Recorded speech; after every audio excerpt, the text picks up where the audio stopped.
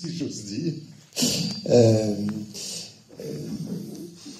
Commencer par essayer de dire, d'exprimer ce que représente le carême pour les chrétiens. Donc, vous avez musulmans, c'est peut-être une manière de comprendre un peu mieux ce que nous vivons et comment nous vivons. Pour les chrétiens, c'est aussi une manière de raviver en nous le sens du carême. Puis, Wassim, bien sûr, développera le sens du ramadan. Il y a parfois des confusions qui se font, enfin des confusions, elles ne sont pas forcément scandaleuses. Hein. On entend des musulmans qui disent « moi maintenant », mais à une époque, ça va être le temps du carême pour parler du ramadan. Et puis maintenant, quand des jeunes chrétiens essayent de parler du carême quand ils le font, ou quand leurs familles le font, aux musulmans, ils disent c'est le ramadan des chrétiens. Bon, c'est pas tout à fait pareil, même s'il y a un certain nombre de points de rencontre, de points de contact, en tout cas dans la manière de se situer pendant ces temps-là. Ce qui n'est pas inintéressant de se rappeler aussi, c'est que les chrétiens sont très divers, les musulmans aussi d'ailleurs, mais que selon que nous sommes des chrétiens catholiques occidentaux ou des chrétiens catholiques orientaux, que nous sommes des chrétiens orthodoxes ou appartenant à des églises comme l'église copte d'Égypte ou l'église éthiopienne des Waïdo, ou que nous sommes protestants, et encore là, il faut faire la différence entre les protestants réformés, traditionnels, et puis les protestants évangéliques, eh bien, nous ne vivons pas les choses de la même manière. Ceux qui sont d'une certaine manière les plus sérieux parmi les chrétiens, ce sont les orthodoxes. Si vous connaissez les orthodoxes, si vous avez l'occasion de rencontrer des orthodoxes pratiquants en ce moment, ils font un carême extrêmement strict. En tout cas, au plan alimentaire déjà. Quand vous êtes avec des catholiques, c'est très différent selon les familles, selon les individus, selon les personnes. Et chez les protestants, en général, c'est encore plus libéral, si j'ose dire, même s'il y a, en particulier chez les protestants réformés traditionnels aujourd'hui, comme chez un certain nombre de catholiques, un retour à une pratique plus sérieuse du carême. Historiquement, il y avait deux carèmes. Un carême avant Noël, qu'on appelait le carême de l'Avent ou le carême de la Nativité, et puis le carême qui précède la fête de la Pâque, et qu'on appelle le carême qui conduit à la Pâque. Les orthodoxes ont gardé les deux carèmes. Les orthodoxes ont le carême de la Nativité, c'est-à-dire que pendant 40 jours avant Noël, eh bien, ils pratiquent le jeûne, la pénitence, la prière, l'aumône, qui sont les grands piliers de ces temps-là et qu'on va retrouver dans l'islam, bien sûr. Les catholiques ont abandonné, alors je ne saurais même pas dire à quelle époque ce carême-là, pour ne faire plus que le carême qui conduit à Pâques, même si nous avons le temps de l'Avent qui reste un temps normalement de préparation intérieure et un temps de pénitence, comme l'indiquent les habits liturgiques, puisque en tout cas dans l'Église catholique, nous avons des couleurs liturgiques, les catholiques ici présents le savent, en fonction des temps de l'année, et que pendant l'Avent, le temps qui précède le mois, les 4 semaines qui précèdent Noël pour les catholiques, et pendant le temps du carême, les 40 jours, plus les dimanches qui ne sont pas comptés dans les 40 jours, eh bien, nous portons une étole violette, une chasuble violette, et voilà. Et pour les orthodoxes, il y a donc ces deux carèmes qui sont pratiqués. En gros, le carême chrétien, il a été mis en place autour du IVe siècle de l'ère commune, parce que c'est l'époque où les conciles œcuméniques ont bien défini la doctrine chrétienne et vont généraliser les pratiques. Carême, ça vient de 40 jours, tout bêtement.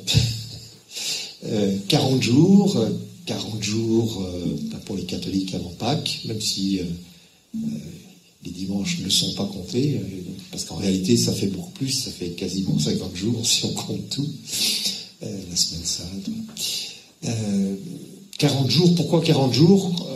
La raison première, c'est que le carême fait référence aux 40 jours passés par Jésus dans le désert au début de sa mission. Dans les évangiles, en particulier dans l'évangile de Matthieu, il nous est raconté que Jésus, ayant reçu le baptême de Jean-Baptiste, est entraîné par l'Esprit de Dieu au désert, où il va être tenté pendant 40 jours et 40 nuits, où il va être confronté à des grands questionnements sur lui-même, sur la mission qui est la sienne. Voilà, il vient de Dieu, il a en lui toute la puissance de guérison de Dieu, de création, et quel usage il va en faire? Est-ce qu'il va tricher d'une certaine manière avec son humanité, ou est-ce qu'il va accepter d'être complètement un homme, c'est-à-dire qu'il abandonne quasiment tout pouvoir? Et donc ce sont ces tentations qui vont préparer Jésus à sa mission, des tentations qu'il retrouvera tout au long de sa mission, par exemple lorsqu'il va rencontrer des gens atteints de différentes maladies, handicaps. Il a en lui la force de Dieu qui lui permet de guérir, et il fait des guérisons. Mais est-ce qu'il va guérir tout le monde comme un thaumaturge extraordinaire, un Superman, etc. Donc ça fait partie de ces tentations. Jusqu'où est-ce qu'il fait preuve d'un certain pouvoir, ou est-ce qu'il partage complètement la condition humaine? Donc le carême pour les chrétiens, c'est vraiment, s'enracine vraiment dans cet exemple de Jésus. Sauf que nous n'avons jamais fait ce que Jésus a fait selon les évangiles, puisqu'on nous dit qu'il ne mange ni ne boit pendant 40 jours et 40 nuits. Donc c'est une abstinence à 100%. Or les chrétiens n'ont jamais après fait de carême aussi rigoureux, même s'il y a des manières plus rigoureuses que d'autres de faire le carême. Le carême renvoie aussi, alors là on est plus dans la relecture de l'histoire biblique, aux 40 ans passés dans le désert par le peuple d'Israël, une fois sorti d'Égypte. La Bible nous raconte que pendant 40 ans, ce qui est énorme pour une distance assez courte en fait, entre le Sinaï et ce qui est appelé la terre de Canaan, en gros la Palestine d'aujourd'hui, eh bien, le peuple hébreu erre et souffre de la vie au désert, mais ça marche vers Dieu. Il y a une promesse divine et il marche et il endure toutes les épreuves. Il y a une autre référence aussi qui est la marche d'Élie pendant 40 jours qui monte vers l'Horeb, la montagne du Seigneur, pour rencontrer de manière plus intime Dieu.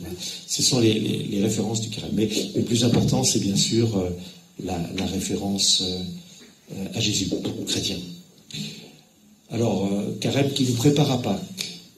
C'est en effet un temps pendant lequel nous sommes appelés à accueillir le grand mystère, et ça c'est spécifiquement chrétien, de l'acceptation par Jésus de la mort, en signe d'amour absolu pour l'humanité, et la bonne nouvelle de sa résurrection. Celui qui était mort, Dieu le ressuscite, il est vivant. Et ça c'est vraiment un mystère, c'est au cœur de la foi chrétienne.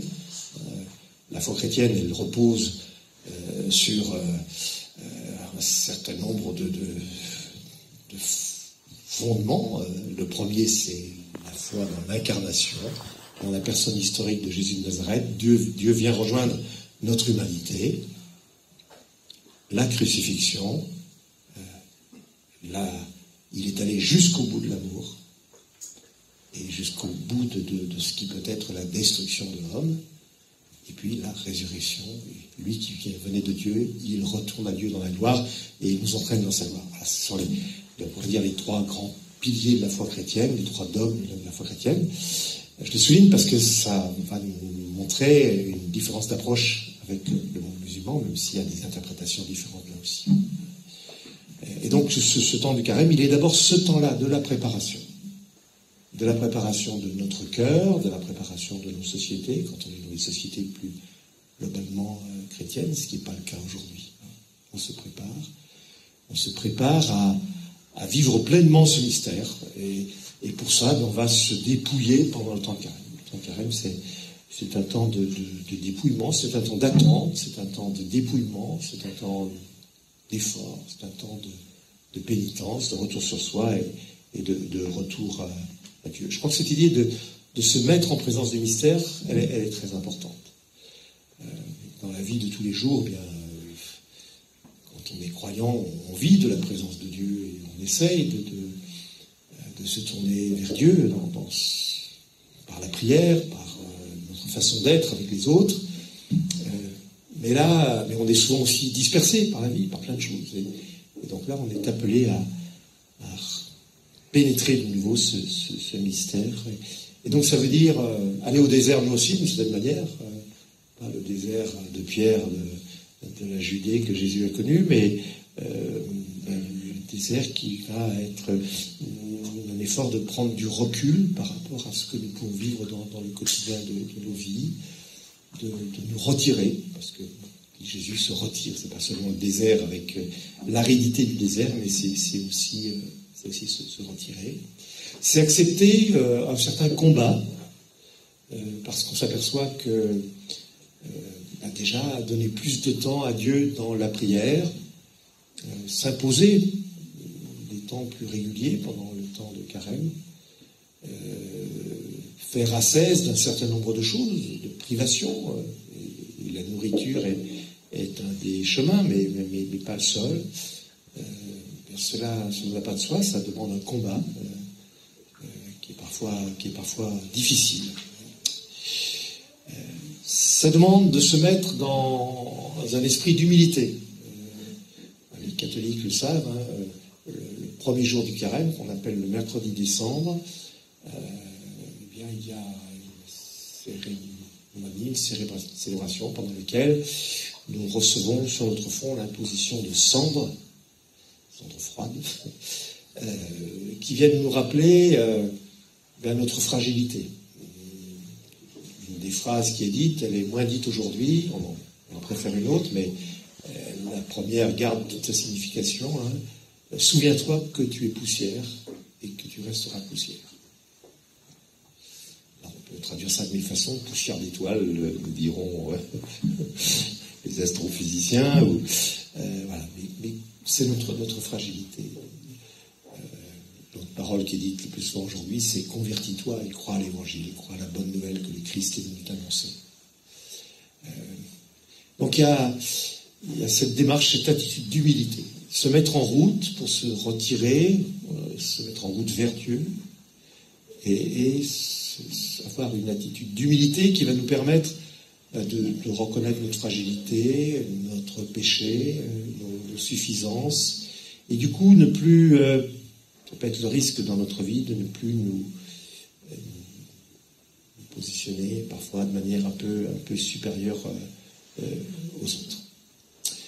Et cette démarche, elle va se vivre bien, et là on va retrouver des choses qui sont dans toutes les grandes religions en fait, même si les juifs ont beaucoup abandonné le jeûne, mais les hindous le pratiquent beaucoup, les bouddhistes le pratiquent beaucoup.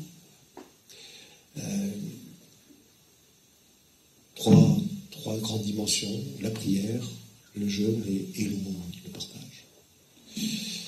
Alors, dans l'histoire de l'Église, et comme je le relevais tout à l'heure, pour les chrétiens orthodoxes, le jeûne est très sérieux. Les orthodoxes, par exemple, pendant les 2 carèmes de la Nativité et de la Pâque, eh bien, ils se privent de viande, et même, pour un certain nombre d'entre eux, de tout produit animal.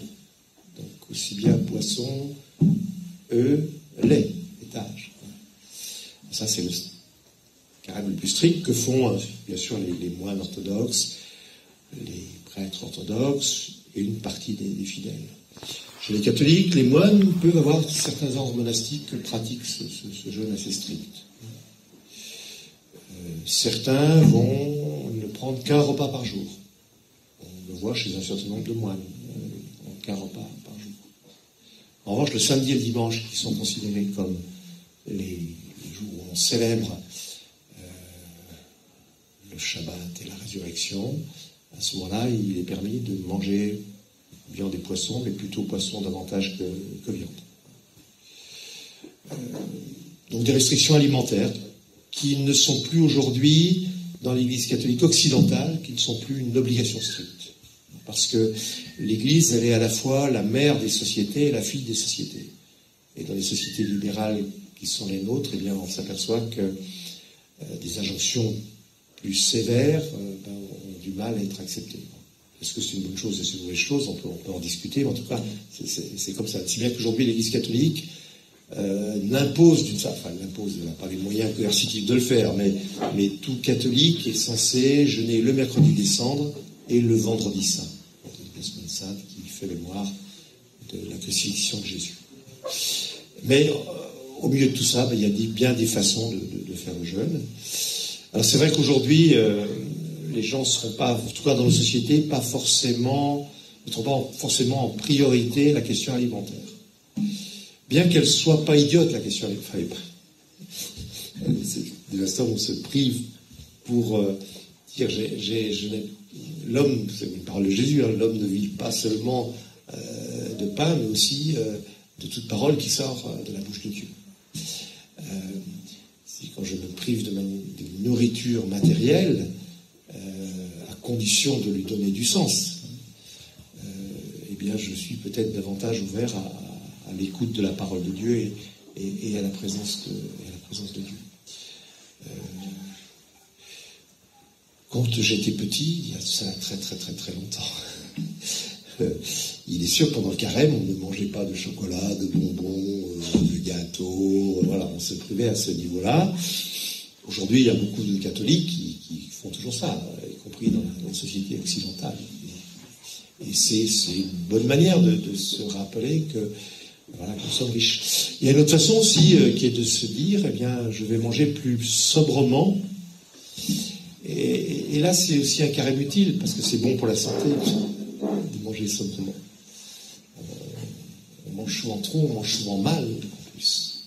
On va dire pour un certain nombre d'enfants, par exemple, se priver de soda peut être une bonne chose pendant le temps de carême. Et c'est bon pour la santé, même si ça demande un effort. On va aussi, surtout avec les jeunes, moins avec les vieux comme moi, mais on va leur dire, mais peut-être que tu peux jeûner de ton téléphone portable.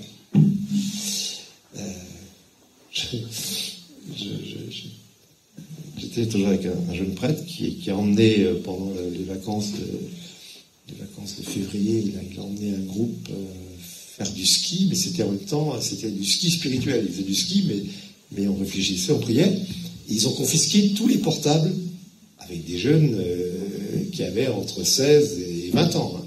Ils ont confisqué tous les portables pendant toute la semaine. Les premiers jours, il y en a plein qui pleuraient. Puis après, ils étaient très contents et fiers d'eux de m'avoir réussi. Bon, c'est aussi une manière. Voilà. Pour les plus vieux, on peut jeûner au niveau de notre parole, éviter d'être trop médisant, parce que finalement, on peut l'être assez facilement. C'est aussi une façon de jeûner. On va jeûner peut-être pour ceux qui ont toujours des écouteurs sur les oreilles, moins écouter de musique en permanence. Là aussi, c'est bon pour la santé. Comme c'est bon pour la santé d'arrêter de fumer pour ceux qui fument, d'arrêter de boire de l'alcool pour ceux qui boivent de l'alcool. Pour dire que c'est compliqué parce qu'aujourd'hui, c'est intelligent de dire se priver de l'addiction à Internet, au téléphone portable, à la musique dans les oreilles tout le temps. Ça peut être plus difficile que de se priver de chocolat, peut-être. Mais il faut faire attention à ne pas trop être laxiste non plus, parce que finalement, on se permet beaucoup de liberté. Le jeûne, la prière elle comporte bien des façons, en tout cas dans l'Église. La prière personnelle, la prière collective. Il y a des gens qui essaieront d'avoir plus de temps régulier de prière, qui, pour certains d'entre eux, essayeront d'aller à la messe le matin. C'est pas toujours facile quand on travaille. Voilà, il y a on cherche là la lecture de la Bible, la méditation de la Bible. Ça demande toujours un certain retrait. Mais c'est une manière, surtout le temps de carême, est ce moment favorable pour qu'on se rappelle l'importance du lien avec Dieu. Parce que la prière, c'est ça, c'est quelle est ma relation à Dieu, qui va jouer après, évidemment, sur ma relation aux autres. Et puis le troisième pilier, c'est ce qu'on appelle l'aumône, le partage, peu importe le terme qu'on donne. Ça donne du sens à tout ce qui précède, en particulier aux jeunes. C'est-à-dire que si je me prive d'un certain nombre de choses, notamment de choses superflues dont je profite dans le reste de l'année, eh bien, ce dont je vais faire l'économie, je vais pouvoir le donner à d'autres. C'est pour ça qu'il y a toujours des campagnes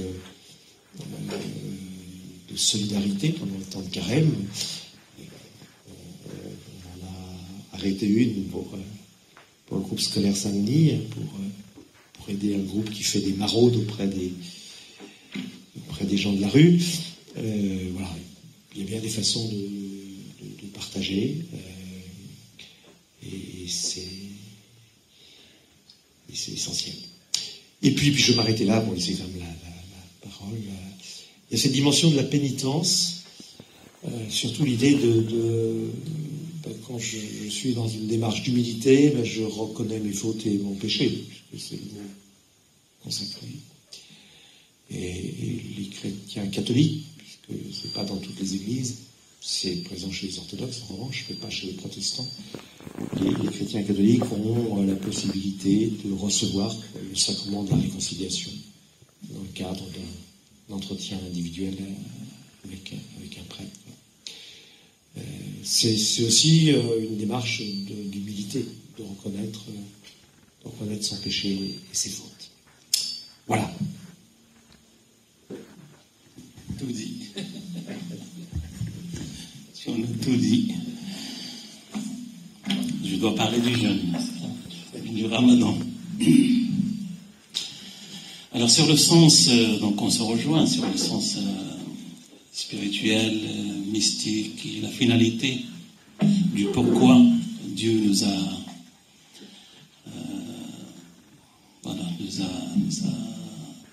demandé ce jeûne.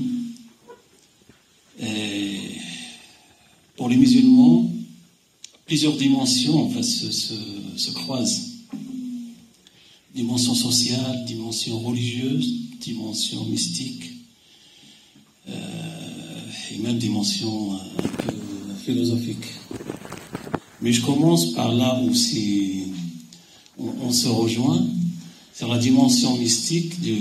Alors le Ramadan, pour expliquer, je ne sais pas si j'explique ou pas, maintenant on a tout, on a Google, on a toutes les informations sur ce qu'on demande. Mais le Ramadan, c'est le nom d'un mois, c'est pas le jeûne lui-même. Le jeûne lui-même, on l'appelle Siyam. Siyam, et enfin dans le Coran il est appelé Siyam, et il y a un autre nom qui est très répété au Maghreb, on dit Saum. Mais dans le Coran, les deux mots s'utilisent différemment. On dit Siyam quand on s'abstient de nourriture et de relations intimes. Et il y a Saum qui veut dire s'abstenir de parler. Et c'est l'exemple de Marie et de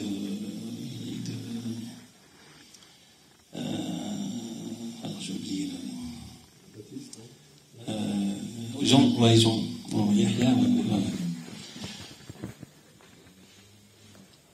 Alors le sens spirituel,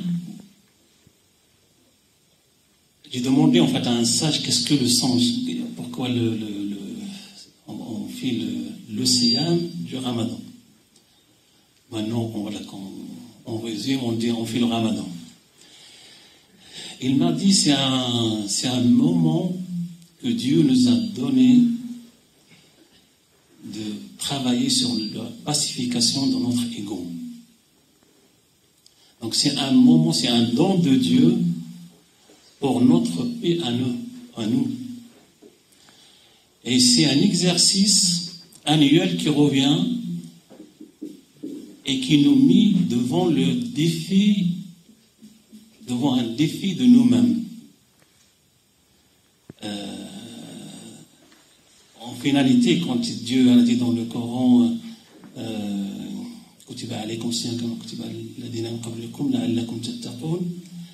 alors je vous ai décrit, je vous ai donné un ordre de faire le jeûne, comme je l'ai déjà donné à ceux qui vous ont précédés, c'est-à-dire les anciennes traditions, comme les chrétiens, les juifs, et, voilà, les sabiens et les autres, afin que vous puissiez être, alors les traducteurs disent pieux,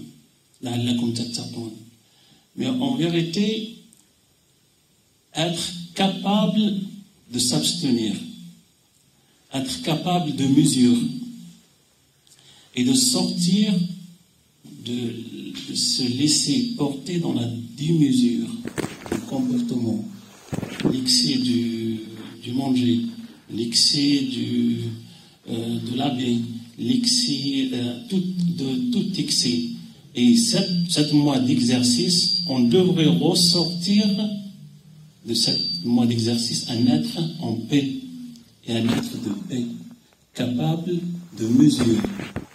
Parce que, en finalité, toute la dégénérescence qui nous accompagne, qui accompagne notre humanité, et vient de ce virus, c'est la démesure, c'est l'excès. Dans la haine, dans la vengeance, dans le comportement, dans la nourriture, dans la consommation, et ainsi de suite. Alors il m'a dit, c'est un mois où on apprend pas seulement à s'abstenir de nourriture, mais aussi à s'abstenir, comme tu l'as bien dit Christian, de médisance, de paroles injustes, de paroles blasphématoires, de regards blessants par exemple, de tout comportement aux façons d'être qui est nuisible à la vie, soit à autrui, à nos semblables, soit à la nature, soit à et ainsi de suite. Dans sa dimension, en vérité, dans sa dimension, le Coran le rappelle que le Ramadan, il a été inscrit ainsi comme un moment de jeûne pour l'inscrire comme un moment de fête. Fêter l'esprit. Parce que c'est le moment de la révélation et c'est le moment où les anges, dans une nuit précise, la 27e nuit ou la nuit du destin, mais en vérité c'est pas la nuit du destin, c'est la nuit de la valeur. La nuit de la valeur où les anges et l'Esprit Saint, alors on dit ça, mais on dit l'Esprit, descendent dans cette nuit, où les choses se renouvellent pour l'humanité, pour nous et pour le... Alors, comme vous le savez, le Coran est descendu pendant ce mois-là. C'est inscrit dans le Coran. L'Esprit descend dans ce mois-ci. C'est inscrit dans le Coran. Et pour fêter cela, on doit jeûner. Et on jeûne, et chaque jour de jeûne, on le fête pendant la coupure, comme on dit, du jeûne. En fait, chaque jour est un jeûne de jeûne, et chaque jour est un jour de fête. Et chaque jour est un moment d'esprit, et chaque jour est un moment de partage et d'entraide. Par exemple, sur le moment de partage et d'entraide, donc les choses sont multipliées pendant ce mois-là, pour les dons. Mais les anciens, les sages et les mystiques, quand ils font le jeûne, ils mangent un repas par jour, le deuxième et le troisième repas, ça dépend des personnes, ils le donnent en don, ils le partagent avec les pauvres. Ils le sortent en valeur argent.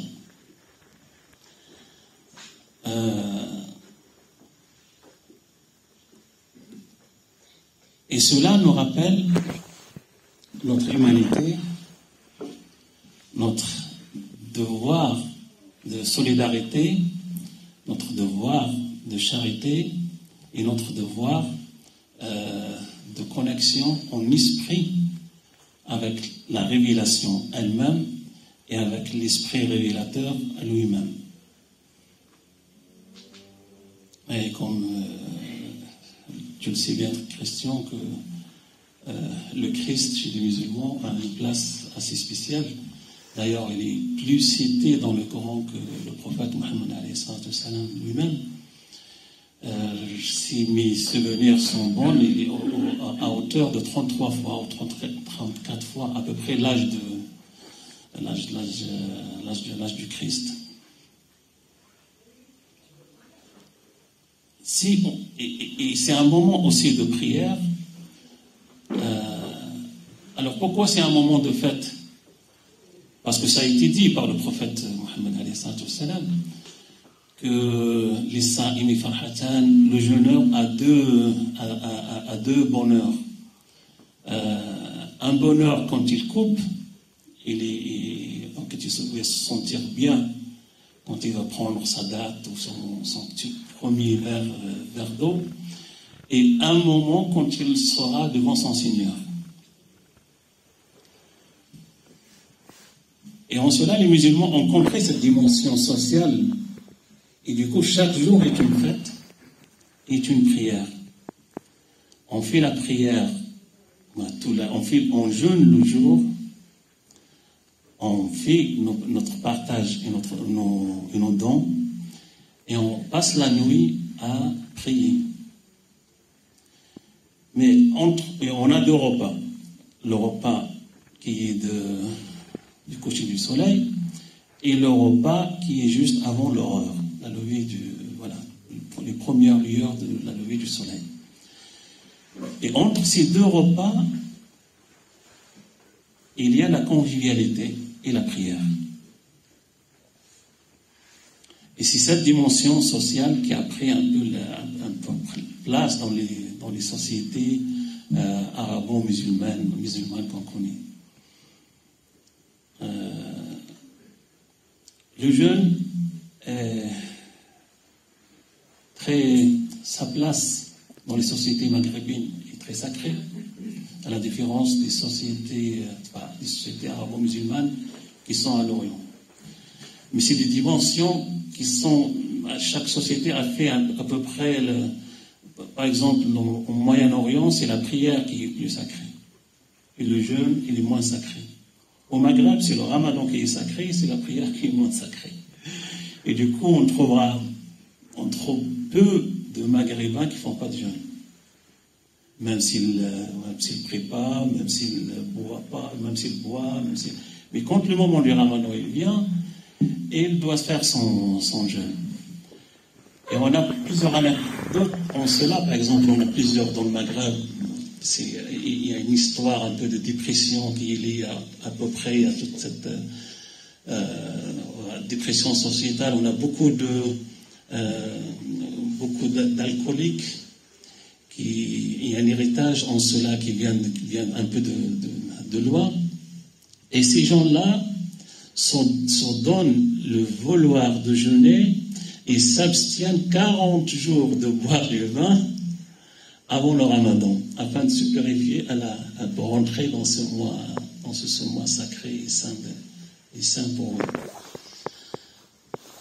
À la différence, c'est pour ça qu'on trouve les moyens orientaux, donc il y en a qui font pas de jeûne, mais il n'y a pas de ils n'ont pas de jeûne. Alors le Ramadan, donc c'est cela et plus. C'est cette relation, donc cette dimension, et cet aspect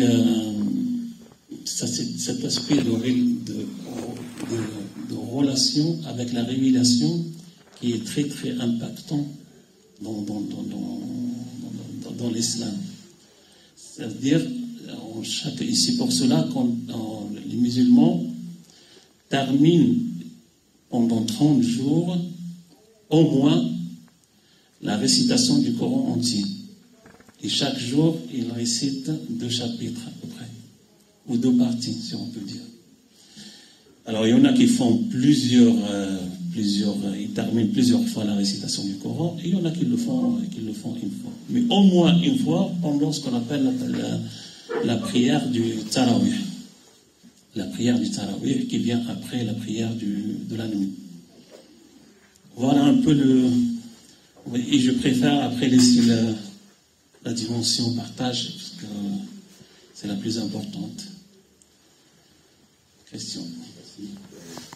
Maintenant à vous de partager vos sentiments. J'ai oublié de partager avec vous quelque chose que le cheikh m'a demandé, c'est de vous présenter une journée qui s'appelle la Journée internationale du vivre ensemble en paix, qui est fêtée chaque année le 16 mai, qui a été décrétée par l'ONU en décembre 2017 et a été fêtée depuis 2018, 2019, 2020. Donc on est sur la 7e année de fête de cette journée. Alors cette année, elle est fêtée à Genève.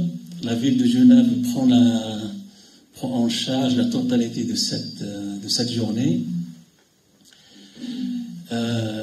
Donc elle sera fêtée dans les écoles privées et d'État, et elle sera fêtée donc dans les locaux, le palais de l'ONU aussi, dans les locaux de l'ONU. Et elle sera fêtée sous un signe, c'est la nécessité de la culture, de l'enseignement, de la culture de paix dans les écoles et les administrations, les administrations culturelles et les institutions éducatives, écoles, ici, universités et autres. Donc tout un travail a été fait, toute une pédagogie pour une culture de paix a été présentée, et elle va être au moins expérimentée dans les écoles privées et d'État, au moins sur le canton de Genève. Donc il vous invite, le Cheikh Al-Bentounas, qui est votre maître spirituel musulman, il vous invite à s'intéresser à cette journée en s'intéressant à cet événement. Je transmets le programme à Christian, et après, celui qui veut, il peut demander à Christian. En tout cas, vous pouvez trouver toutes ces informations sur 16mai.org et sur aïssa.org aussi. aïssarouanji.org aussi, c'est une ONG qui a travaillé avec l'ONU sur ce projet. Et qui nous dit que le plus important aujourd'hui, c'est les générations à venir, c'est nos enfants, c'est l'amour qu'on peut leur donner et partager avec eux, la sincérité, et leur donner la possibilité, le droit à la culture de paix. Il y a tout un débat qui s'inscrit sur ce sujet-là. Le droit à la culture de paix et le droit à la pédagogie de paix, le droit à pouvoir être en paix. C'est pas tout le monde qui a le pouvoir d'être en paix. C'est pas tout le monde qui a les outils nécessaires, qui a été éduqué, qui a été élevé, qui a reçu, Mais si on arrive à l'inscrire dans une pédagogie globale, ça sera démocratisé. On aura tous la possibilité, quelles que soient nos origines, quels que soient nos statuts, quels que soient nos rangs sociaux, quels que soient... on aura cet accès. Voilà ce que... Et je laisse la place aux questions. Oui,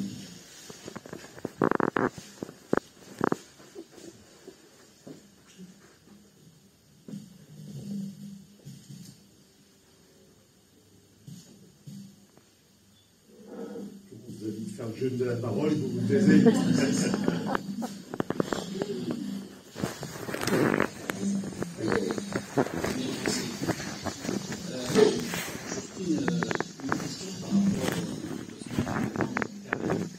Est-ce que c'est au regard de Dieu et plus une recommandation pour une introspection du partage ou plus une obligation que l'on doit s'imposer? De quelle manière, en gros, est-ce qu'on doit le pratiquer? Est-ce qu'on doit être strict? Est-ce que, quelque part, on ne va pas chercher à être strict, d'avoir peur de quelque chose derrière, de ne pas l'avoir fait correctement? Vous voyez ce que je veux dire?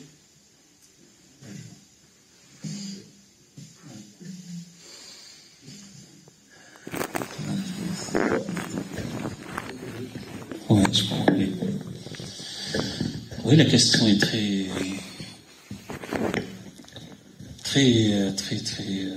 pointilleuse. Et ici, ça nécessite beaucoup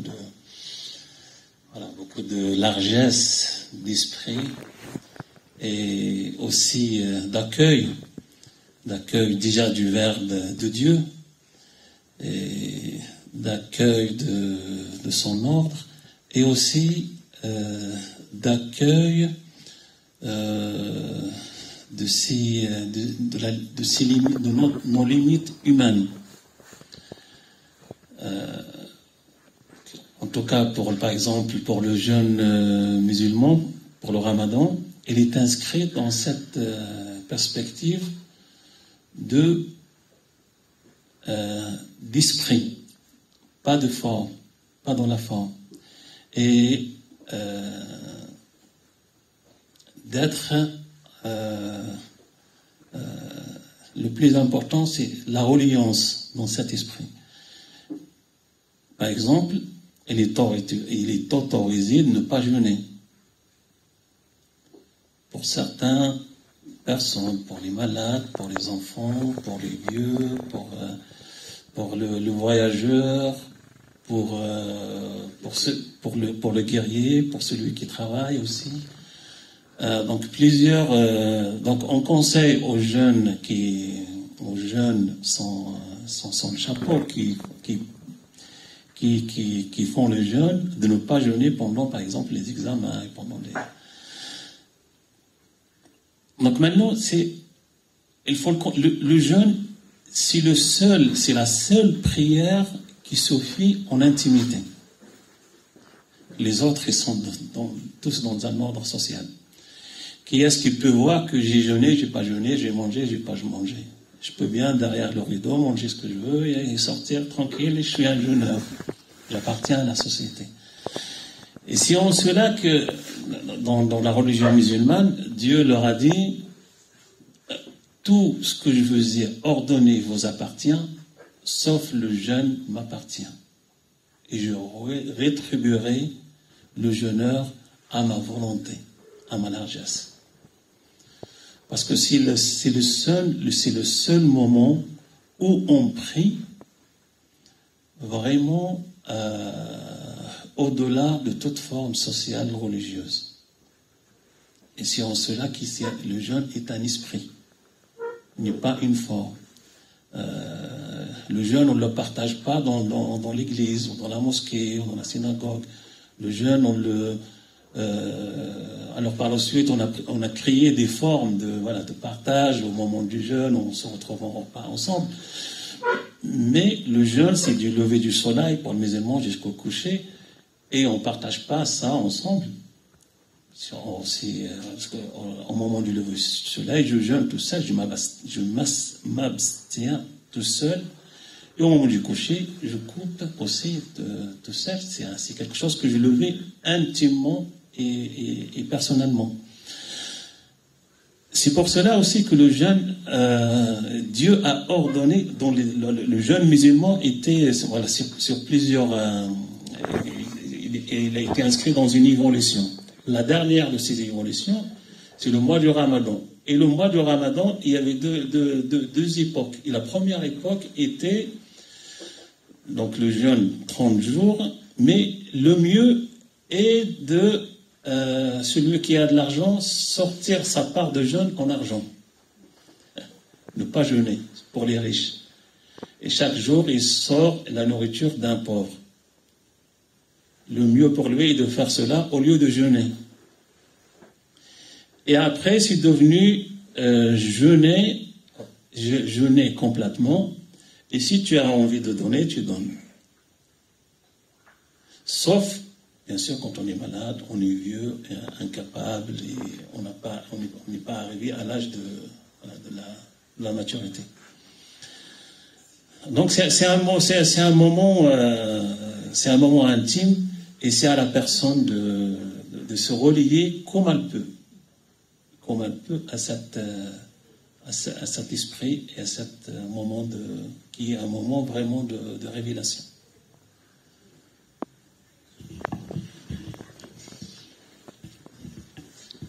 Alors on retrouve des choses semblables dans le christianisme. Dans le Nouveau Testament, il n'y a pas l'institution du carême. C'est l'Église, et comme je disais tout à l'heure, c'est souvent à partir du IVe siècle, c'est l'Église qui va instaurer un certain nombre de règles, de disciplines.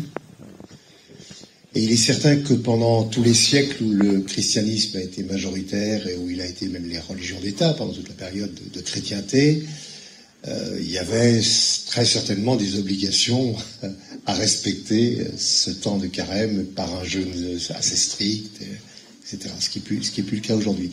Mais quand on prend simplement le Nouveau Testament, de fait, il n'y a pas nulle part le temps du carême n'est prescrit.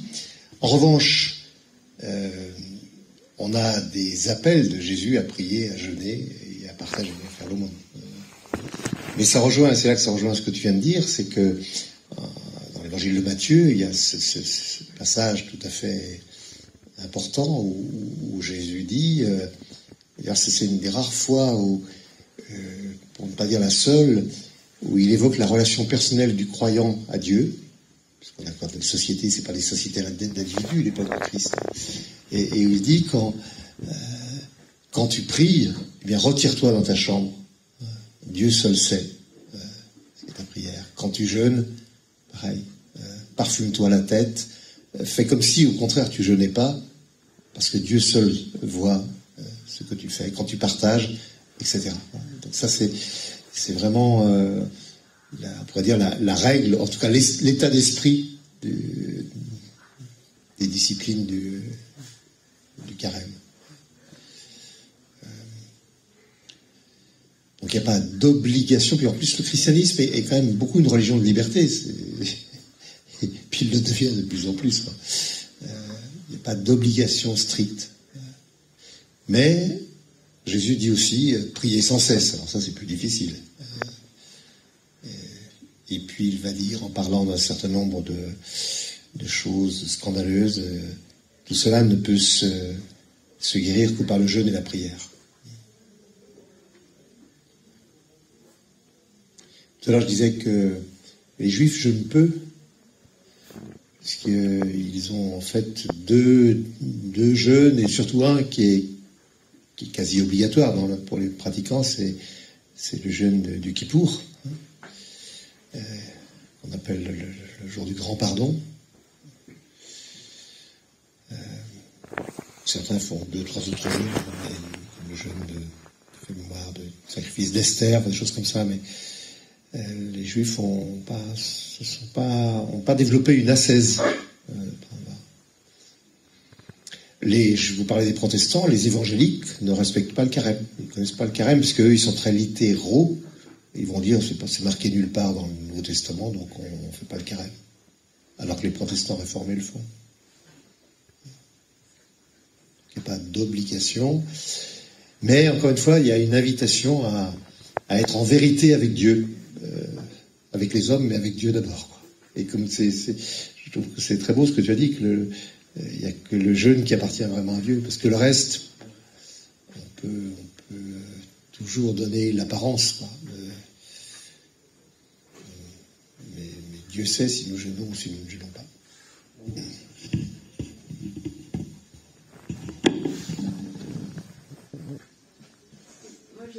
juste, j'ai lu, Vous entendez tous? j'ai lu dans une revue catholique que, en fait, on a proposé un carême pour les catholiques sur une période de l'année, mais qu'en fait, finalement, ce serait la démarche qu'il faudrait qu'on ait tout le temps. Mais que, étant donné nos limites humaines, on le met sur un mois dans l'année, mais que, en fait, tout ce qui est demandé pendant le carême, dans l'idéal, ce serait à demander toute l'année. Voilà. Je ne sais pas si vous confirmez cette idée. Ce que je peux dire, c'est que, ce que j'ai dit tout à l'heure, c'est que le carême n'est vraiment instauré qu'au IVe siècle. Donc ça ne veut pas dire que les premiers chrétiens n'étaient pas de bons chrétiens. Et sans doute qu'ils avaient des vies plus sobres, qu'ils jeûnaient et priaient davantage que nous ne le faisons, et qu'ils partageaient davantage. Si on regarde ce que les Actes des Apôtres nous disent des premières communautés chrétiennes, en effet, ils mettent tout en commun. Mais je crois quand même que l'idée de ces temps de carême ou de l'Avent, même si nous on fait plus un vrai carême pour l'Avent, c'est de se mettre en état de préparation. On a besoin dans la vie d'être relancé. Pourquoi on fête les anniversaires? C'est aussi, on pourrait très bien pour fêter les anniversaires. On a besoin comme ça de temps qui nous permettent de rejoindre l'essentiel, de se rappeler pourquoi on est là et quelle est notre vocation. Et voilà. Peut-être que ce serait bien en effet pour la santé de ne pas boire de Coca-Cola pendant toute l'année, de ne pas fumer pendant toute l'année. Enfin, je ne fume pas.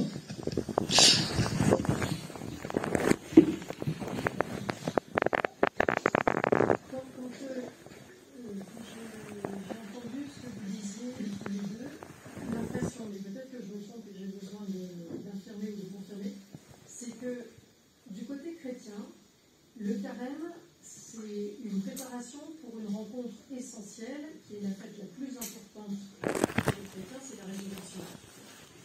Et du coup, une croyance dans cette résurrection et dans le fait qu'on va chacun ressusciter. Alors que j'ai l'impression que dans l'islam, c'est une purification sur un chemin qui est nécessaire à l'être humain. Est-ce que je me trompe ou est-ce que... Enfin voilà, c'est comme ça que je l'ai entendu. Je ne suis pas en train de dire que c'est ce que vous avez dit. Mais c'est comme ça que je l'ai entendu.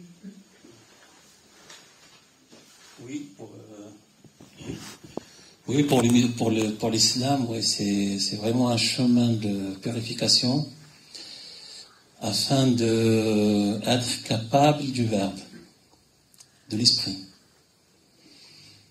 Parce que tout le long du Ramadan, on se prépare pour une nuit, qui est la nuit de la valeur, la nuit du destin, la nuit de la destinée.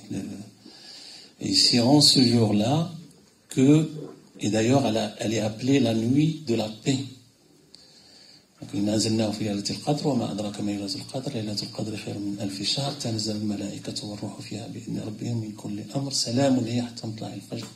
l'avons fait descendre le jour de la nuit de la valeur. Et combien elle est valeureuse cette nuit. Cette nuit est semblable à 1000, elle a la valeur de 1000 nuits. Elle a la valeur de 1000 nuits. Quand ça a été calculé, je crois qu'ils ont trouvé autour de 88 années, à peu près 80 années. Donc c'est une nuit, avec sa bénédiction, on peut bénir toute une vie. Donc on se prépare à cette nuit-là à recevoir les anges, l'esprit. Pour nous, l'esprit, c'est l'ange, donc l'exégèse le plus conforme, c'est l'ange donc Gabriel. Pendant cette nuit-là, et on reçoit, pour celui qui s'est préparé et qui a mis l'intention, il reçoit quelque chose de l'ordre de la bénédiction.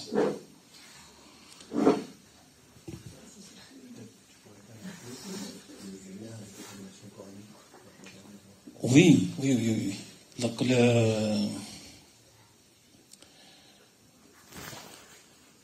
le mois du Ramadan, c'est le mois de la révélation, comme on l'a exprimé le Coran a commencé à descendre pendant cette nuit-là, qui est la nuit de la valeur.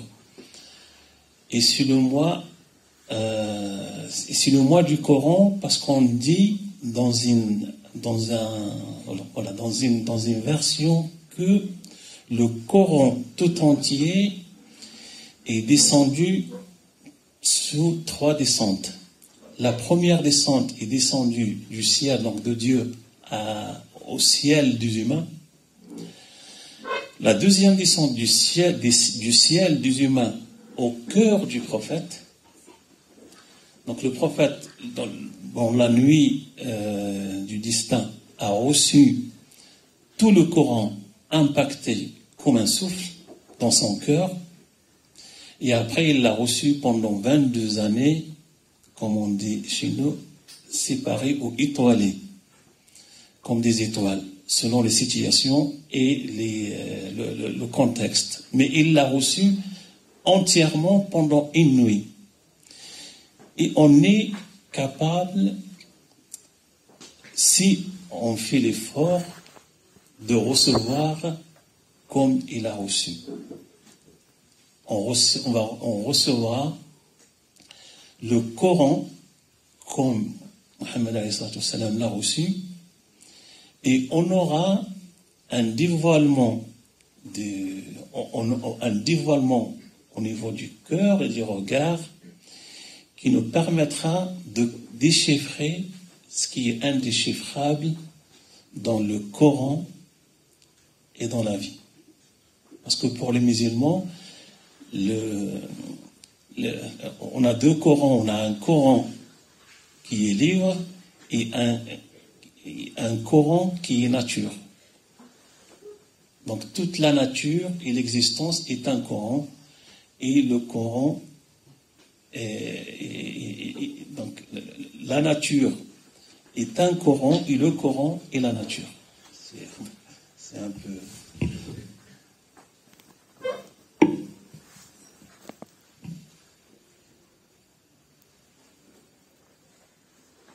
Il y a une autre question, mais qu'est-ce qui se passe si un musulman ne respecte pas ce temps de Ramadan, de la même façon que, alors, évidemment, on est mieux du côté catholique, mais enfin, comme je le disais, du côté des catholiques, enfin, vous me dites si je me trompe, mais c'est vrai que c'est quand même l'anniversaire de la résurrection. On va vers l'anniversaire de la résurrection, c'est une année. En fait, la résurrection, oui, on se prépare pour la fête. Qu'est-ce qui se passe? Du coup, il y a tout un tas de catholiques qui ne font pas le carême, qui ne pratiquent pas ni forcément le don de soi. Bon, à un moment donné, forcément, ça pose une question, mais c'est la question de la mise en œuvre de sa croyance. Mais du côté musulman, qu'est-ce qui se passe si un musulman ne respecte pas ce temps-là? Alors, s'il ne respecte pas... Alors, s'il est dans la défiance, c'est-à-dire il sort, il peut ne pas respecter, c'est pas une question qu'il se met dans sa chambre et il mange. Donc, après, c'est sa relation avec son Seigneur, c'est une intimité entre lui. Mais après, s'il est dans la défiance, c'est autre chose. Ça veut dire s'il sort dans la société et il mange par défiance et par... ça ressemble un peu à quelque chose de... En tout cas, le Ramadan, ça fait partie des 5 piliers de l'islam que chaque musulman est censé respecter. Donc, s'il ne respecte pas, il n'a pas respecté un de ces piliers. Donc, ça lui enlève une partie de bénédiction ou une partie de... Après, il réglera son affaire avec son Seigneur, c'est lui. Mais en tout cas, il n'a pas respecté une partie de ces règles. On n'a pas de châtiment spécial pour cela. C'est ça que vous voulez dire. C'est dans ce qu'on appelle on n'a pas de châtiment. Il ne sera pas excommunié.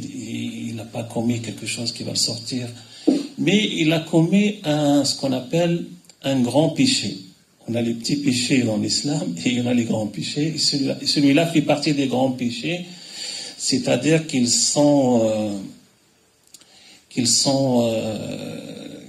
ne s'effacent pas que par la demande du pardon.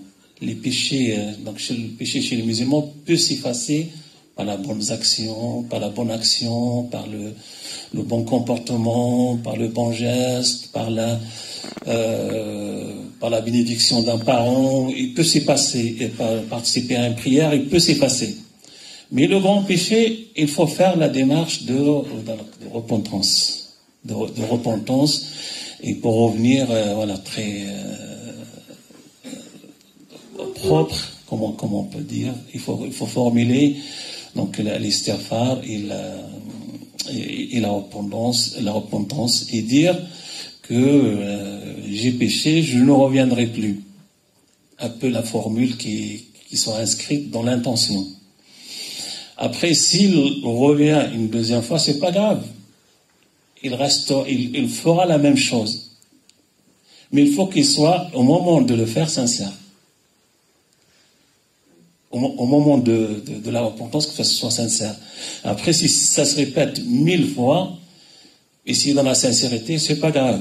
Dieu est miséricordieux dans cette perspective. Mais dans la charia, ce qu'on appelle les lois et les règles, on n'a pas de châtiment spécial. Voilà, certaines sociétés musulmanes ont essayé d'inscrire quelque chose qui est ce qu'ils appellent le ta'zir. Ça veut dire prendre la personne qui a défié la société par cela et lui mettre dans une assemblée et l'accabler devant l'assemblée. Et c'est tout, ou lui faire par exemple 3-4 jours de prison. Certaines sociétés font cela, mais cela n'est pas inscrit ni dans les lois, ni dans l'esprit de la religion. C'est quelque chose que les sociétés créent eux-mêmes. Après, il y a des choses qui sont inscrites dans ce qu'on appelle la jurisprudence, le fiqh. C'est on jeûne et on coupe le jeûne par plusieurs choses. Si on a coupé intentionnellement, le jeûne est agréé. Et dans certaines écoles, on refait le jour seulement. Quand le ramadan sort, on refait le jour. Mais s'il est fait dans une intention de vraiment ne pas jeûner, le musulman ou la musulmane doit accomplir donc pour un jour 60 jours de jeûne. Et dans les 60 jours, il faut que les 60 jours sans coupure. Ça veut dire si la personne elle coupe un jour dans les 60 jours, elle jeûne pas. Elle refera ces 60 jours. Mais ces 60 jours sont toujours dans l'intimité de la personne. Donc c'est la personne qui le fait. Si elle le fait pas, c'est sa relation avec son Seigneur. Mais en tout cas, dans les règles inscrites par le prophète, et qu'elle doit faire abstinence 60 jours consécutifs. Ou, si elle est privilégiée, elle fait une repentance bien conséquente. Et dans un hadith, en fait, Dieu a parlé au prophète en deux formes. Une qui est la révélation coranique et une qui est inscrite dans les sagesses du prophète. Parmi une qui était inscrite dans les sagesses du prophète, Dieu dit, et c'est pas dans le Coran, Dieu dit, je suis comme mon serviteur veut que je sois.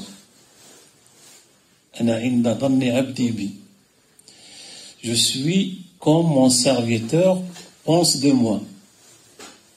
Donc si on pense de Dieu la miséricorde, on l'aura.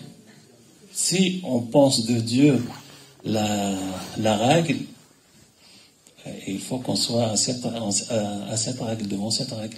Mais en tout cas, tout se passe à l'intérieur de nous-mêmes. On a la possibilité d'être au degré le plus premier de la loi, au degré le plus élevé de l'excellence, ce qu'on appelle l'ihsan, de la dimension spirituelle.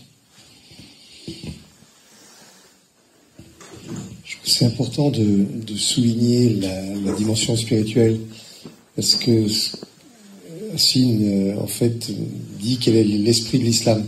Après, les sociétés, elles font parfois autre chose. On a eu des exemples ces dernières années, en Algérie, au Maroc, de gens qui s'affirment athées et qui disent « nous ne faisons pas le jeûne » et publiquement, ils ont mangé. Alors, ils se sont retrouvés en prison au Maroc. En Algérie, je crois pas, en Kabylie, je crois pas, mais au Maroc, ils sont retrouvés en prison. Parce qu'il y avait une offense faite à la société. La question peut se poser ici en France aujourd'hui, justement à cause de l'analphabétisme religieux. Parce qu'on a déjà vu le cas, malheureusement, de jeunes qui, place du Pont, célèbre place du Pont, qui étaient censés être musulmans, même s'ils ne l'étaient pas, mais parce qu'ils étaient noirs, on a cru qu'ils étaient musulmans, qui fumaient ou buvaient dans la journée pendant le mois de Ramadan et qui se sont fait agresser par d'autres, et qui ne sont pas des théologiens, ceux qui les ont agressés, quoi. Et ça, c'est une vraie question de comment est-ce que l'esprit d'une religion est transmis, les règles aussi d'une religion sont transmises. Et on voit qu'aujourd'hui, il y a beaucoup d'ignorance, et que l'ignorance peut créer de la violence, quoi. Ça, c'est une vraie question pour nos sociétés, mais aussi pour les sociétés musulmanes. Dans les sociétés musulmanes aujourd'hui, il y a un certain nombre de gens qui ne font pas le jeûne, mais qui vont manger discrètement dans la famille et qui ne provoqueront pas la société. C'est la provocation, souvent, qui crée les problèmes dans la plupart des sociétés musulmanes, en tout cas au Maghreb. Ici en France, c'est plus compliqué parce qu'il y a un retour, enfin je sais pas si on peut dire un retour, il y a une religion identitaire qui se manifeste et qui ne connaît pas les subtilités de la spiritualité, mais qui, voilà, c'est...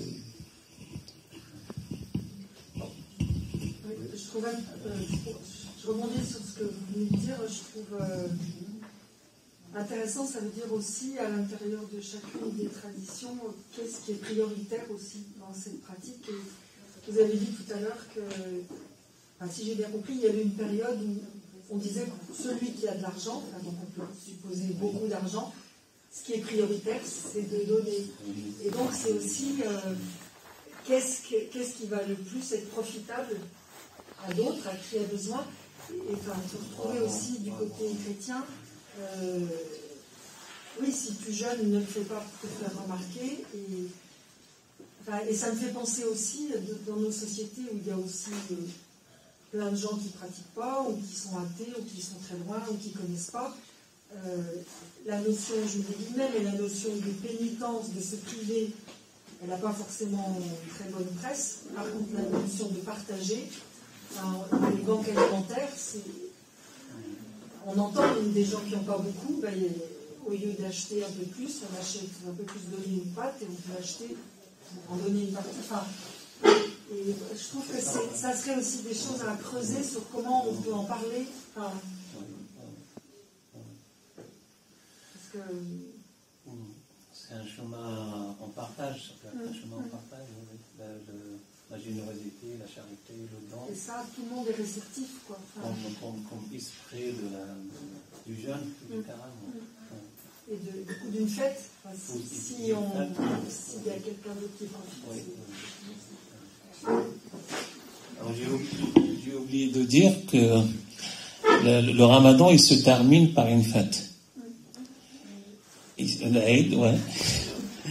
Et pendant cette fête, chaque jeûneur, chaque personne vivante, jeûneur ou pas, doit sortir une part d'argent le jour du Eid, exclusivement pour les pauvres. Donc cette année, ça a été décrété ça se décrète par rapport au prix de la nourriture. Il y a à peu près 2,5 kg, je crois, de riz. Cette année, ça a été inscrit à hauteur de 7 €. Normalement, c'est entre 5 et 7, mais bon, on a arrondi pour arriver à 7.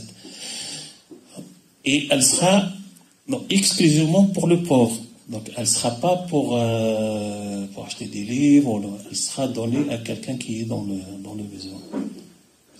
Ce qui inscrit un peu le jeune dans cet esprit de s'abstenir pour mieux partager la vie avec l'autre. Le ressenti du besoin, oui, ce qu'on dit. Les économies aussi, oui.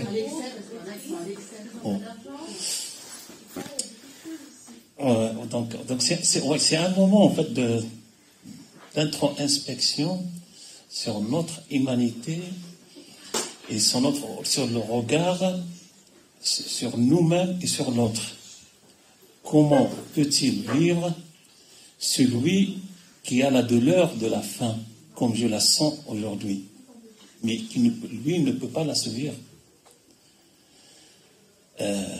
Et comment peut-être, dans un esprit d'avenir, vouloir ce qu'on appelle l'esprit du partage, ce qui nous sort un peu de toutes les sociétés capitalistes et individualistes. Donc c'est un regard qui nous porte donc intérieurement et au-delà, si on y prête un peu l'esprit et le regard de la méditation. De ce point de vue-là, les musulmans, quand je vois ce qui se passe en France et à Lyon, donnent une sacrée leçon à la société et à l'Église. Puisque à partir de lundi soir, dans toutes les mosquées, pratiquement, il y aura des repas offerts gratuitement pour les plus pauvres. En tout cas, la dizaine de grandes mosquées de la métropole, il y a des repas, et quand je dis des repas, c'est 500 repas chaque soir. L'année dernière, la mosquée Othman de Villeurbanne, qui est une des plus connues, ils ont ouvert, avant le mois de Ramadan, un appel aux dons, justement pour assurer ces repas. Ils ont reçu 100 000 €. Quelle est la paroisse catholique qui est capable de mobiliser en un mois 100 000 € pour les plus pauvres? Donc ça montre l'importance de la dimension du partage corrélée au jeûne et à la prière, en fait. Et là, je trouve qu'il y a une vraie leçon, et je dis une vraie leçon pour nous chrétiens, parce qu'on n'est pas capable de faire ça, parce que non seulement c'est de l'argent, mais c'est aussi des gens qui font des repas, qui bénévolement, parce que en réalité, la valeur monétaire, elle est bien plus grande, parce qu'il y a des gens qui font des repas, c'est absolument incroyable, cette organisation. Oui, sauf que les Restos du Cœur, ils ont chacun a une façon de partager d'une manière, je sais pas, mais là, c'est une sacrée organisation, hein. Moi, ce qui me gêne dans tout ça, c'est que j'ai la sensation que ça dure un mois, 40 jours. Enfin, Un mois. Ça doit être tout le temps. Ouais, c'est pas comment c'est un état des lieux, quoi. Le partage, c'est pas aujourd'hui et pas demain, c'est pas un mois et pas toute l'année. La philosophie du jeûne, c'est une façon d'être et de prendre conscience de soi. Enfin, moi, j'ai du mal avec ce monde religieux-là, quel qu'il soit. Hein, je veux dire, je ne comprends pas que ce soit un moment. Enfin, c'est être, sentir, vivre, c'est partager au quotidien. C'est pas. Je ne comprends pas que ce soit. Alors peut-être que dans les civilisations et l'histoire des religions et le fait qu'on sorte de l'hiver et que l'hiver on mangeait plus, qu'on arrivait au printemps et qu'on quelque part naturellement on jeûnait parce qu'on nettoyait le corps peut-être de choses trop lourdes, enfin d'une façon de vivre. Mais moi ça me gêne vraiment que je dise hop tiens pendant un mois on fait vachement d'efforts, on pense aux autres, on partage, on donne. Et puis après, hop, c'est fini. Enfin, ça me donne ce sentiment. Et moi, ça me gêne, ça. Alors c'est quand même pas ce qui se passe dans les religions, parce que l'invitation au partage, à la prière, elle est continue. Mais il y a des temps forts dans la vie. Mais dans toute vie, dans une société, elle a besoin de célébrer des fêtes. Je parlais tout à l'heure des anniversaires, dans des vies de famille. Il y a des temps forts qui sont des moments de reprise et de redémarrage. Et je pense que c'est comme ça qu'il faut les prendre. Quand j'évoque les musulmans, moi qui m'impressionnent beaucoup là depuis quelques années avec ces repas qu'ils donnent, parce que la société est plus capable de faire face à toute la misère, c'est aussi toute l'année. Hein. Vous savez, à Lyon, il y a au moins 30 groupes qui font des maraudes, et sur les 30 groupes, il y en a 25 qui sont des jeunes musulmans. Vous vous rendez compte la force que ça donnerait à une société si c'était tout le monde? Bien sûr, bien oui. Mais on ne sait pas faire ça. La société ne sait plus le faire. Psychologiquement, c'est un comportement. Enfin, je sais pas, c'est troublant quand même. Oui, sur ce plan-là, c'est troublant, parce qu'on aimerait bien être tout le temps sur cet état d'esprit. Mais donc les sociétés traditionnelles anciennes, est-ce que c'est le génie de la révélation, est-ce que c'est le génie humain lui-même, a défini en fait de prendre comme une discipline, la nécessité d'une discipline pour bien vivre. Et d'ailleurs, donc il n'y a pas que le jeûne qui est instauré, il y a plusieurs chez le musulman, donc il y a plusieurs bonne nuit, rentrez bien et bon Ramadan. Et bon Ramadan, merci. Ouais. Merci bien. Donc la nécessité de la discipline dans la spiritualité elle-même, c'est très très important. Mais dans la vie aussi, elle est très très importante. La personne qui n'arrive pas à ordonner la vie selon les désirs et l'esprit de la vie nous ramène tout le temps au désastre. Et il faut prendre cela comme des outils de rappel, des outils pour inscrire cette discipline. Je sais que le monde religieux est abject aujourd'hui. Je le sais et je témoigne. Et on est tous devant une situation qui est... Mais c'est notre situation humaine à tous. Il n'y a pas que le monde religieux qui est dans cet état-là. Le monde de la philosophie, le monde de la sociologie, le monde de la société, le monde de la modernité, le monde de la fraternité, le monde de la démocratie, et on est tous à ce moment-là. Et si on essaie de se relever tous ensemble vers quelque chose, au moins, qui protège la vie, la terre et notre devenir, c'est déjà quelque chose de... Et si on commence par la conscience, c'est déjà peut-être quelque chose de plus grand qui est gagné. En fait, il ne faut pas prendre les choses comme ils les prennent les religieux. Il faut qu'on les prenne. Le religieux lui-même est un outil pour nous, pour notre humanité. Ce n'est pas une finalité. La religion n'est pas une finalité.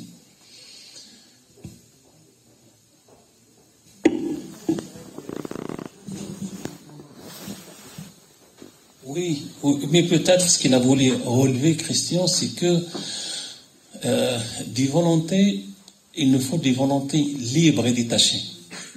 Les restos du cœur, peut-être ils ont des budgets, ils ont des financements qui viennent de...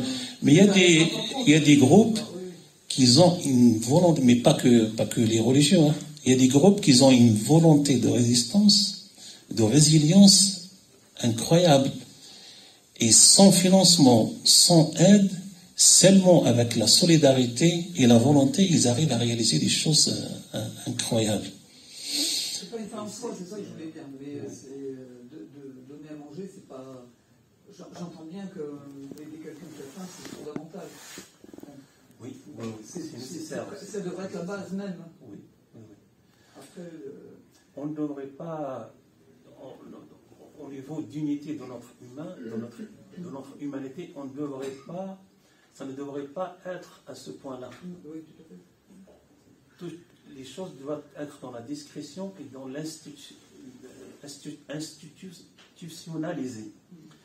c'est-à-dire le pauvre ne doit pas se sentir humilié quand il va au resto de cœur, parce que parfois on y va avec la tête baissée, mais on est obligé d'aller dans ce... Mais on ne devrait pas arriver à ce point-là aujourd'hui, après tant de... Ça ne devait pas durer. Et ça ne devrait pas durer. Ça ne devait pas durer. Ça, c'est des cas de crise pendant les grandes guerres, les grandes famines, mais pas à cette... Tout à fait d'accord. C'est nous qui faisons ça. Hein. Oui. Donc, ça veut bien dire que peut-être vaut mieux apprendre à défaut sur un peu de pommes de terre que de manger, quoi, peut-être. Il y a peut-être des démarches. C'est une philosophie, oui. Je pense. Non, mais. Oui. Nos générations, on est tous filles de paysans. Oui. On avait tous un jardin, on avait tous un clapier, on tuait un cochon qu'on partageait. Oui. Vous voyez ce que je veux dire? Oui. Oui. Aujourd'hui, on a un petit peu quitté cet univers et pour aider les gens, il faut donner à manger. Je pense qu'il faut apprendre aussi à faire. Oui, oui. C'est aussi une façon de leur donner les moyens. D'être conscient de soi et de ce qu'on peut faire. Il faut qu'on arrive à réparer ensemble tout cela, riches et pauvres. Mais donc ça c'est au niveau de la société. Mais les volontés politiques peuvent faire plus. Toute volonté politique peut faire plus que cela. Et on laisse cela dans les cœurs et la conscience du monde politique. Et nous, donc on fait ce qu'on peut, avec aussi les gens qui veulent. Oui, bien sûr. Et c'est pas toujours évident. Mais en tout cas, le plus important, c'est de traverser sa vie dans cet état d'esprit. Et partir en paix, rejoindre notre mère Terre et rejoindre la conscience universelle. C'est ce que vous disiez tout à l'heure par rapport aux cendres et à cette conscience du rien, de fragilité. Bon, oui. De naître, c'est une vanité. Oui. C'est une forme de vanité. Moi, je le ressens comme ça. Après, l'idée de partager un moment à travers la résurrection pour les chrétiens ou bien pour le ramadan, qu'est-ce que ça veut dire, ramadan? C'est le nom d'un mois. Ah oui. C'est comme on dit avril, mars. D'accord. C'est le nom d'un mois arabe ancien.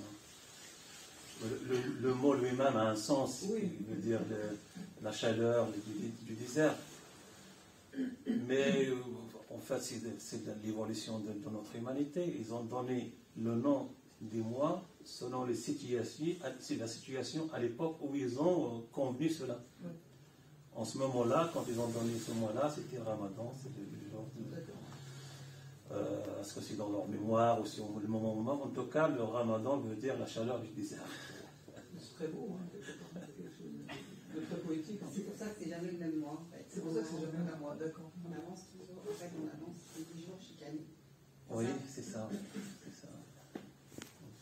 Parce que c'est le cycle lunaire qui décide, pour ça. Non, il y a quelque chose à prendre dans les religions et quelque chose à ratifier vis-à-vis des religions. Les choses à apprendre des religions, c'est cette religion au monde, au cosmos, à l'univers, au mystère. Oui, c'est ce que ça devrait. Quelque chose où il faut rester vigilant, c'est l'intolérance, le fanatisme, le renégat, renier l'autre, s'approprier la vérité, tout cela. Il faut garder vigilance vis-à-vis de ça. Et on apprend toujours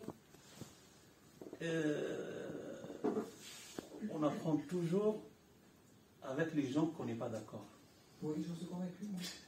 Plus qu'avec les gens qu'on est d'accord. Et dans toute chose, il y a quelque chose à prendre. Il y a quelque chose à prendre. Et on se régule humainement comme cela, comme la nature et l'existence est régulée comme cela. Et pourquoi on parle d'harmonie? Parce que la nature et l'existence, et chacun prend de l'autre une partie qui lui convient. Oui, à condition de et créer un cosmos. Si vous êtes dans l'écoute de l'autre, oui. Voilà. Il y a une part d'éducation et de connaissance, malgré tout. Parce que la connaissance fait qu'on transmet des choses. Ça ne veut pas dire que... accepter que l'autre soit différent et l'écouter, c'est déjà être à l'écoute, c'est déjà pas mal. Oui. Ça, c'est pour nous qui sont à cet âge-là. Tout à fait, mais et si par exemple, on n'est pas d'accord, c'est avec on peut faire un pas ensemble. Tout à fait. Sur 20 ans, par exemple, inscrire cet exemple-là, mais on peut trouver plus inscrire la culture de paix aux enfants. Et à partir de 1 an sur 20 ans, les générations à venir transformeront le monde. Mais que peut-on faire, nous, ici, là? Tout à fait, c'est aux adultes, hein. Je pense que c'est à nous, ça. Ce qu'on transmet aux enfants, c'est ça. Je pense. Il y a une question derrière. J'ai beaucoup la parole de Marie-France. Ouais. Avec plaisir.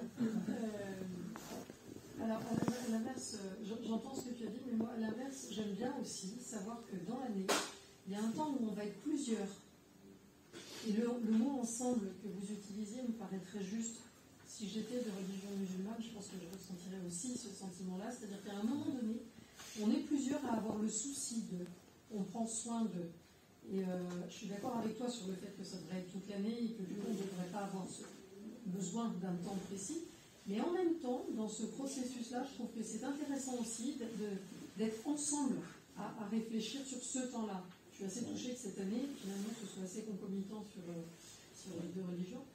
Mais je trouve que c'est chouette aussi. Il y a un côté qui est bien aussi, de se dire ensemble, on est dans une démarche. Ensemble, on peut emporter le souci. Peut-être pas tous, c'est évident. Mais ce côté ensemble et savoir qu'à un moment donné dans l'année, il y a un rendez-vous.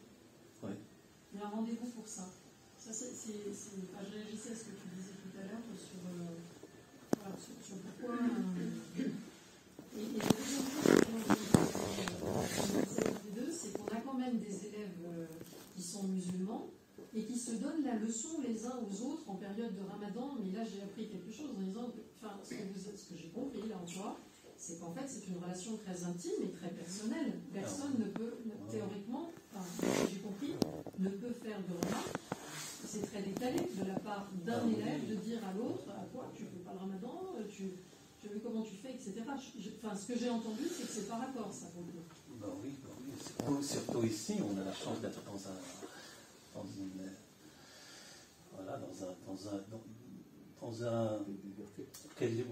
quelle chance de liberté, et de celui qui fait comme celui qui ne fait pas, il est libre.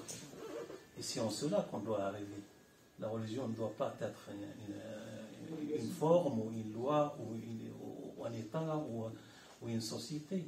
Ça doit être une liberté totale, continuelle. Et aujourd'hui, on a cette possibilité, malgré les défauts de la société moderne, on a ce point positif, cette possibilité de liberté. Liberté, certains n'aiment pas ce mot-là, mais de laïcité, qui aussi, quand il est bien pris dans le sens, il est aussi utile à toute religion et à toute société. Mais ça veut dire, du coup, on peut intervenir sur ces jeunes en disant, mais est-ce que tu penses vraiment que c'est ton rôle de le dire? En fait, non? Oui, il faut toujours intervenir. Il y a personne qui doit le droit d'harceler quelqu'un. Il faut toujours intervenir. Oui, c'est vrai, je suis d'accord. Il faut toujours intervenir. Les autres, parce qu'ils ne font pas le Ramadan, on n'a pas à lui dire oui, pourquoi tu ne fais pas. En fait, si on le fait, on le fait pour soi. On ne peut pas, voilà, c'est ça. Alors, si on le fait pour faire plaisir, non, ça ne marche pas non plus. Donc voilà. On peut lui poser la question, est-ce que tu fais la prière? Mais je suis sûr qu'il ne fait pas la prière. La personne qui a cadué. Donc il y a quelque chose de... Il faut de la pédagogie. Si les jeunes ne savent pas, il faut de la pédagogie d'approche. De faire un ramadan, je pense, un enfant ou un adolescent. Déjà, le ramadan, il est obligatoire. Il est obligatoire après la puberté. Avant la puberté, c'est pas obligatoire. Il y a une conscience. Voilà. Et puis, si un jeune est malade, on va pas l'obliger à lui faire. Voilà. On a juste, il me semble qu'on a donné le prix d'un repas pour chaque jour qu'il ne fait pas. Un pot. Voilà. Voilà. Moi, comme mon fils, il ne pas passer à l'école. Parce que voilà. Oui, il y a toujours un contexte et une explication aux choses. Voilà. Par rapport à un adolescent, je pense que c'est pas aussi simple que pour un adulte. C'est une façon de rentrer en soi aussi. Enfin, si j'ai bien compris. Oui. Et puis, alors, je sais pas, pour les musulmans, en fait, quand on fait, pour moi personnellement, quand je le fais dans l'année, il y a des jours où je fais, où les femmes ont rattrapé les jours, parce on a nos règles, en fait, on ne le fait pas. De toute façon, on n'est pas pur. Donc on rattrape après, mais c'est plus difficile de le rattraper quand on est seul que quand on est tous ensemble. En fait, c'est psychologiquement aussi. On se sent soutenu quand on fait tous ensemble. J'avais une question à ce propos. Alors, je ne pas. Non, mais est-ce qu'il n'y a pas des. Est-ce que vous n'observez pas aussi des gens qui sont éloignés de la religion et qui finalement trouvent l'occasion du ramadan pour revenir dans la famille et cette dimension familiale, est-ce qu'elle n'est pas importante aussi dans la tradition si on est en conflit avec des personnes, c'est le moment où on se pardonne et puis on revient en fait. Voilà. Et même les gens qui restent éloignés de la religion après, c'est pas. Après, mais qui finalement qui font le jeûne de façon très heureuse. Parce que il y a au Maghreb, oui, la société maghrébine, elle est comme ça, oui. La société maghrébine, elle est comme ça. Ça veut dire on peut être un peu envieux. Il va boire toute l'année, il ne va pas prier toute l'année, il va être voilà. Mais le moment du Ramadan, c'est le moment où il va demander pardon à Dieu, revenir et faire le jeûne. C'est très en fait, ils se sont instaurés quelque chose qui n'est pas dans l'ordre de la religion. Oui. Jeûner 40 jours avant le Ramadan, se purifier pour faire le jeûne.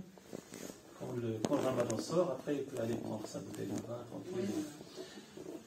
Mais c'est très très impressionnant au niveau des études sociales, très très impressionnant. Pour dire, la religion n'est pas seulement la chose qui descend de Dieu, mais aussi la chose qui émane de la société et des humains aussi. Donc, et pour comprendre tout cela et donner à chaque chose, mettre chaque chose à sa place, sa dimension et sa valeur nécessaire, ça demande aussi de la connaissance, de l'apprentissage. Et ça, c'est ce qu'on doit faire, par exemple, dans les écoles. C'est cela qu'il faut, notamment dans les écoles privées, donc l'école officielle de l'État. Donc, c'est difficile. Mais en tout cas, dans les écoles privées, on peut faire ça, la pédagogie, enseigner la religion dans sa dimension sociale. Et noter aussi les évolutions, les différentes sociétés, comment chacun observe le jeune, il y a beaucoup de choses à creuser qu'on ne le fait pas.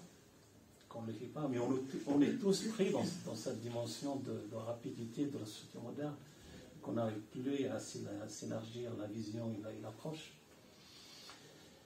Et ça mais il faut qu'on le fasse quand on a les moyens et le moment adéquat. Mais ça demande beaucoup de culture et d'ouverture. Il n'est pas jeune, c'est parce que sa famille ne le fait pas et pour lui c'est difficile de faire. Non, parce qu'il y a des jeunes qui le font et les parents ne le font pas. Oui, non, mais je veux dire que ça peut être compliqué. Je pense que s'il n'a pas un soutien, je suis d'accord avec vous. S'il n'a pas un soutien, peut-être que le jeune qui ne fait pas jeune, plutôt que de dire t'as pas à lui dire ça, lui dire peut-être qu'il a des raisons qui font que c'est compliqué pour les jeunes. Ah oui, non, c'était pas de penser. Non, mais sûr, c'est ça. Non, mais je comprends ce que c'est de trouver des certains. J'aime bien dans ce rendez-vous, les élèves, à un moment donné, de se dire, tiens, il y a peut-être un moment où on va s'interroger tous. Oui, et ça, c'est chouette, c'est une belle occasion. Et tous aussi, excusez-moi, mais tous ceux aussi qui sont ni chrétiens, ni musulmans, qui sont simplement athées, et qui, en fait, ils vont avoir une connaissance, une sensibilisation à ce moment-là. Ah, bravo. Parce qu'on oublie ce côté-là, ça veut dire il y a une sensibilité chez le religieux, enfin dans l'aspect religieux. Il faut que la sensibilité soit partagée, soit celui qui observe sa religion soit sensible à celui qui ne l'observe pas. Et celui qui n'observe pas, qui est par exemple athée, soit sensible à l'observation de l'autre aussi, de sa religion. Et cette sensibilité, je pense que cette dimension qu'elle est faible. Il faut qu'elle soit... Mais c'est là que je trouve qu'il est intéressant, c'est que, voilà, là, à la fin du mois de mars, chaque année, on sait qu'il va y avoir donc, le bol de riz, il va y avoir une course, mais tout le monde, quelle que soit sa religion, tout le monde participe. Oui. Oui, les jeunes sont très bien de ça. C'est pour ça que le mot ensemble, on parle vraiment. Moi, j'aimais bien ce que Mme Baudet avait mis dans son mail, c'est qu'à la fin, en fait, carême, c'est. Voilà, exactement. Ça veut dire quoi? C'est pas moi qui l'ai inventé, je vous assure. J'ai trouvé ça.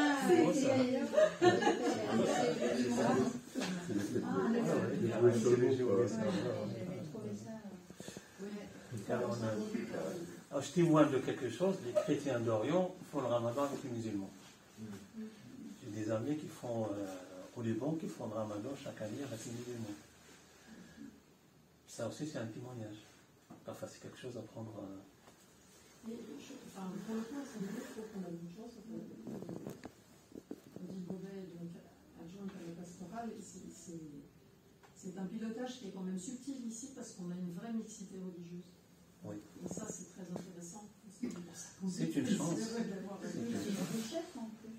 Pardon? C'est une richesse. Ah, mais il y a de vraies discussions, notamment sur les plus grands. L'an dernier, on avait fait un travail fille-garçon de chaque côté, mais ça avait débordé là-dessus. Et il y a de vrais échanges sur tiens, toi, tu fais carême. Et avec une. Et alors? Et c'est quoi le carême? Justement, ce sont des familles qui sont très, très loin de tout ça. Voilà. Et puis, ah oui, mais moi, je fais un ramadan aussi. Et voilà. C'est génial de pouvoir échanger. Oui, ce que je constate, moi, ce que j'aime beaucoup, c'est cet temps d'été. Moi, j'aime beaucoup ce moment-là parce que on s'endort. On s'endort beaucoup, même sur nos bonnes actions ou nos bonnes intentions. Et parfois, c'est vous, pour moi en tout cas, je ressens cette nécessité de m'interroger de pourquoi je le fais. Pourquoi je prends ces rendez-vous-là avec des gens et est-ce que en fait c'est creux, ça sonne creux, ou est-ce que ça a encore beaucoup de profondeur et beaucoup d'intention et quelque part, moi j'en ai besoin aussi pour réinterroger aussi ces moments-là. Or, si on fait toujours la même chose, quelque part on peut oublier la valeur, et la valeur, elle évolue avec qui nous sommes. Parce que les intentions à un moment donné ne sont pas les mêmes face à nos événements de vie et le pourquoi on fait telle chose, où on partage, on jeûne, pourquoi on échange avec les autres, aura une intensité ou un sens qui sera différent en fonction de ce que j'aurais vécu ces années-là, des événements de ma vie, de ce que j'ai rencontré, des décès, des maladies, des problématiques qu'on peut avoir rencontrées, qu'on peut rencontrer dans nos familles. Et donc c'est vrai que de prendre régulièrement rendez-vous, chaque année en tout cas, je trouve que voilà, ça me permet de vivre, de réinterroger ce que je pense être normal, ce que je pense être mes bonnes intentions. Vous ne savez pas forcément. Voilà. Je vous partage ce que je ressens. Je ne sais pas si d'autres le vivent de cette manière-là, mais moi j'aime beaucoup ce type de rendez-vous. Voilà. Dire, allez, je m'arrête un peu, je fais stop, je fais un petit moment et je regarde. C'est le moment de Raphaël. Et merci beaucoup. Merci à vous. Et puis, bonne suite de carême pour les chrétiens. Bon démarrage du Ramadan lundi pour les familles musulmanes. Un grand merci à chacun d'entre vous pour merci à vous tous. Ces interventions et merci à tous présents pour ce partage. Merci.